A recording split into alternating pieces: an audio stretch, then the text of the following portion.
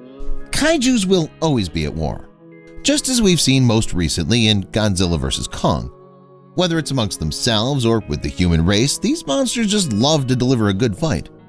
Having said that, only 3 monsters played key roles in Godzilla vs. Kong.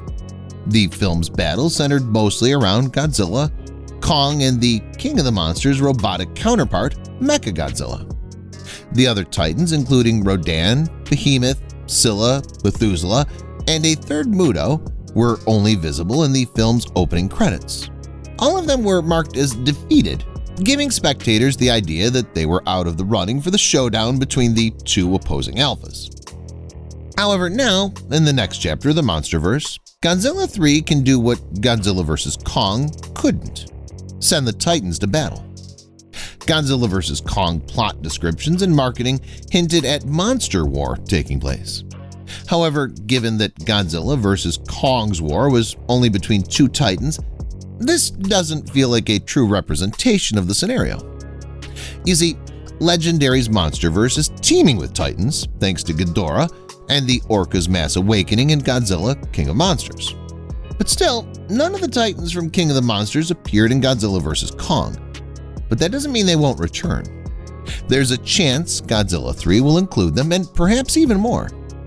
If Legendary decides to give the Japanese pop culture icon a 3rd solo film, it'll have the opportunity to not only bring back Rodan and company, but also to introduce some original Titans and MonsterVerse versions of old faves from Toho's catalog.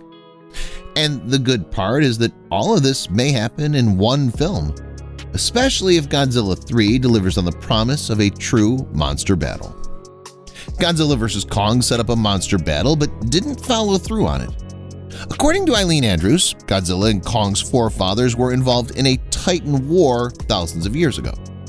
The war happens to have begun in the underground Hollow Earth planet and appears to have finished with Kong's species relocating to Skull Island. Little is known about what happened, although the implication is that both sides had a large number of players. Also, it appears that Titans unrelated to Godzilla and Kong's respective races had a role, as antique cave drawings show Mothra and the Skullcrawlers to be there in some manner. Because Godzilla had only recently become the Titans' leader, it would have made sense for Godzilla to bring his new henchmen along to the fight with Kong, but for a variety of reasons, this wasn't to be. To begin with, Kong's solitary status would have been kinda unfair to this happening. A Godzilla vs. Kong monster battle would have undoubtedly been lopsided. The King of the Monsters entrusted Godzilla with an army, but the MonsterVerse has made no provision for Kong to acquire his own. Aside from that, there's the issue of the film's focus. Godzilla vs. Kong director Adam Wingard already stated in interviews that there wasn't any room for Toho's monsters like Rodan and Anguirus, so this is likely going to apply to all the other missing Titans as well. After all, the title, Godzilla vs. Kong, refers to the confrontation between the 2 primary characters. So, while a monster war was promised, it wouldn't have matched with the film's main premise. But with the next MonsterVerse installment, things can get pretty exciting, as the plot of Godzilla 3 doesn't really require the centralization of 2 monsters. Because a 3rd part of Godzilla's MonsterVerse series has yet to be confirmed, there is no credible proof as to which Legendary will choose to appear alongside Godzilla, if the movie happens at all. The monsters Biollante, set up with an Easter egg, Destroya, and Gigan are among the most plausible alternatives, although it's unclear which one Legendary is leaning toward for his opponent, or whether it'll create a new Titan instead. Perhaps the best course of action for Godzilla 3 is to choose more than one. Given what the MonsterVerse has already accomplished, that's actually preferable than a single foe. Godzilla had already established himself as the apex predator of the Earth's whole ecology, and the most powerful force on the world through his battles with the MUTOs, Ghidorah and Kong. While his robotic enemy did defeat him, it's already been established that Godzilla could have defeated Mechagodzilla on its own if he hadn't been weakened.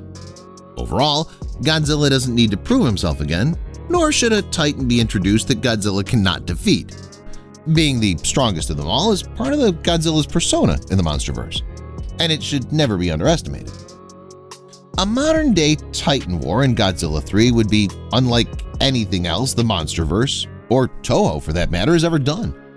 Both Godzilla King of the Monsters and Godzilla vs. Kong made it possible for monsters to organize armies and go to war with one another in the MonsterVerse. Ghidorah securing the alpha position by defeating Rodan was the first indication that it could happen. Following that, several titans answered his call and began to execute his bidding. Then, Godzilla vs. Kong delves deeply into the topic by addressing a past Titan war. The precedent for monster wars set by Godzilla vs. Kong and how the hierarchy of the Titans works makes this a real and intriguing possibility for the future, specifically Godzilla 3. It'd certainly be the best use of the MonsterVerse's potential. So I'm personally pretty positive about Godzilla 3, and I do believe that Legendary and company may very well stand on their promise of delivering a true monster war of epic proportions. And with that, we've come to the end of this video too. We hope that you enjoyed it thoroughly, and thank you for watching.